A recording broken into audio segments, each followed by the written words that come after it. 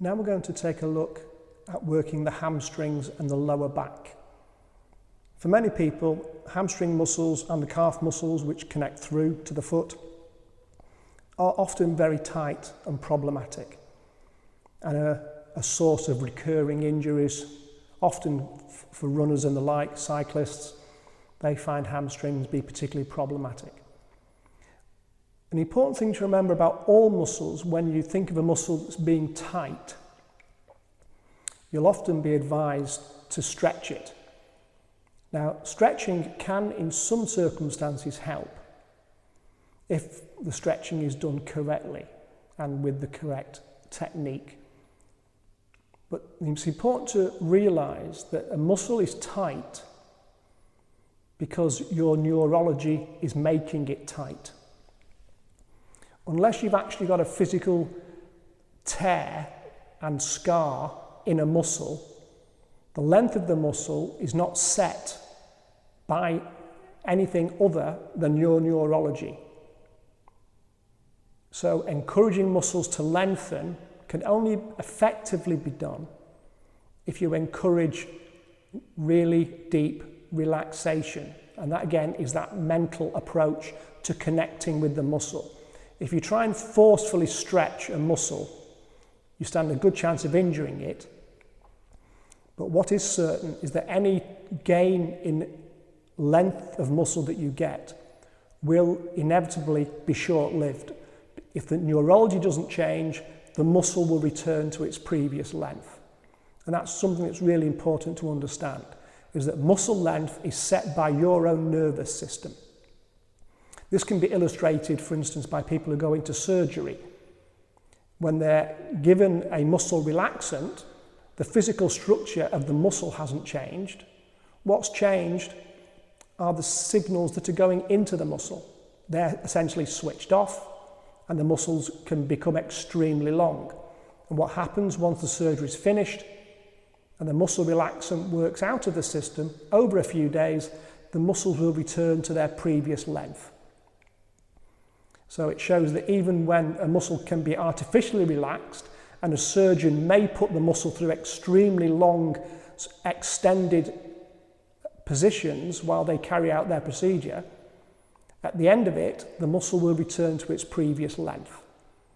And if you have any relatives, or indeed yourself, if you've had any joint replacement, hip replacement, knee replacement, you may well have noticed that you have more flexibility very briefly when you come out of surgery, but within days you've gone right back to where you were before.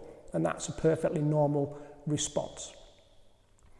So these exercises for the legs and the lower back are done extremely slowly, and many people find them very difficult. So if you're one of those, don't worry, it's not at all unusual to find these exercises particularly difficult. Often you'll find as you go through the movement that your legs will shake and your leg will feel extremely heavy. One of the reasons for that is that when we're moving very slowly, we are trying to engage a very limited number of muscle fibers. So those muscle fibers that we engage are pulling the whole weight of the leg. If the leg feels light, then it shows essentially you're not relaxed enough and you're engaging too many fibers in the movement. The aim is to use as little effort as possible, be as relaxed as possible, and the leg should feel heavy. For this exercise, usually you'll need to do several repetitions, and the last few are often very difficult because you will get fatigue in those muscle fibers. If you feel a cramp coming on, again, and not an uncommon response, relax the leg and allow the cramp to work out before you resume. Again, it's perfectly normal because we are working the body in a way it's not familiar with.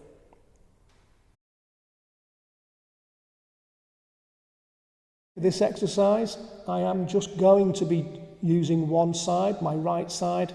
You should work both, and again, focus on the more problematic area with a few more repetitions than the relatively good area. For this exercise, you're going to want your head to rest, ideally, if you can, with your neck straight. If you place your hands one on top of the other and just rest your head on top of your hands. That will give you a comfortable resting position. The first movement here, we're going to try and lift the leg off the floor, and it's important that the area that you focus on is the thigh area, not the ankle. Don't try and lift the leg foot first, because you're going to bend the knee. The aim is to lift the thigh with the knee relaxed, and this is quite difficult to do initially. But as you lift the leg, the knee should be hanging relatively straight, and you're trying to lift the leg off the floor, and you should be feeling the hamstring and the gluteal muscles around here firing. If you feel the calf muscle firing, then that means you're starting at the wrong end of the leg. This is primarily a hamstring exercise and a gluteal exercise, so try and bear that in mind.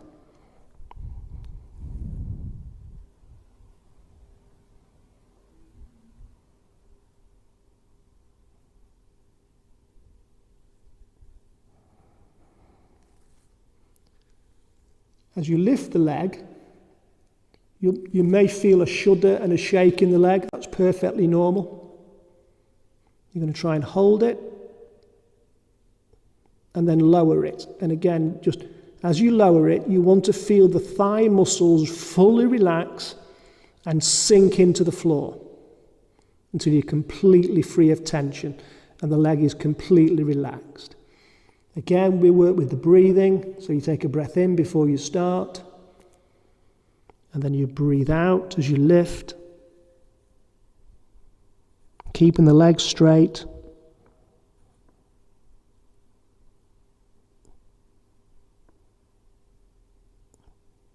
Hold, take a breath in, and lower, breathing out. And fully relax at the end. Once you've started to get the hang of the technique and you feel that you're lifting the leg correctly from the thigh and the gluteal muscles, not the calf and the heel, as you hold the leg, you can then start to pulse the leg up and down a little bit to really pay attention to the muscles that are doing the work for you. But again, at this stage, keep the knee relaxed. All the work is done in the upper part of the leg.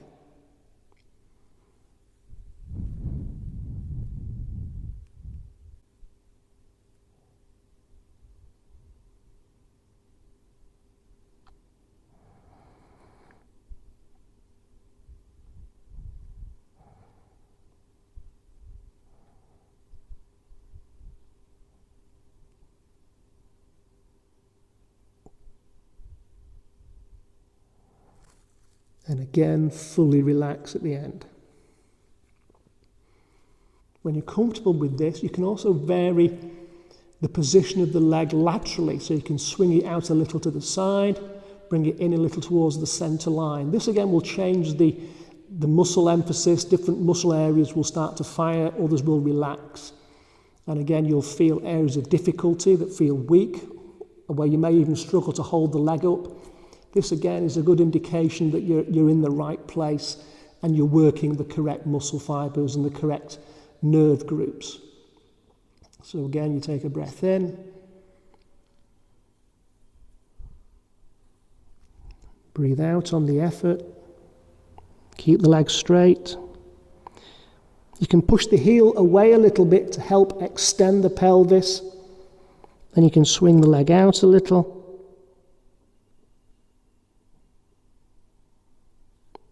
Bring it back,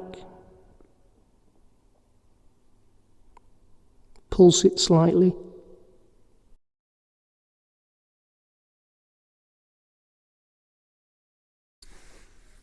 Once you've achieved that exercise and you're managing it well, you can then start to engage the calf muscle and the knee.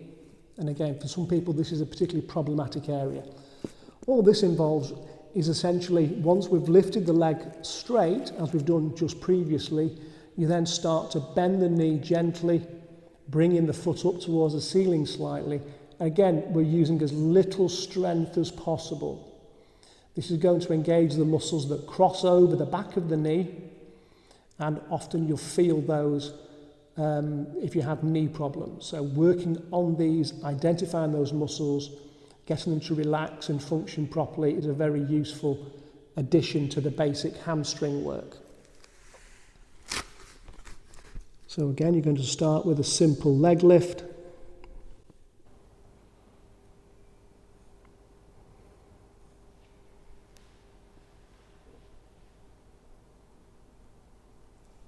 And once the leg is up, you can then start to bend the knee very slowly. Feel the weight, and you feel the hamstring working now as you start to bend that knee. Smoothly and lifting.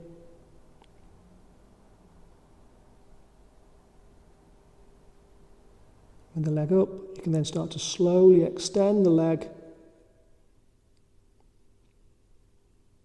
Smooth, controlled movement. Until you feel the knee completely relax, fully extended.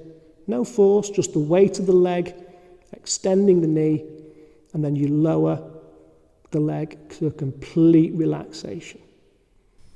Although I only demonstrated each exercise a few times, you should repeat them about 6 times, and don't go on to the harder exercises until you're comfortable with the easier versions.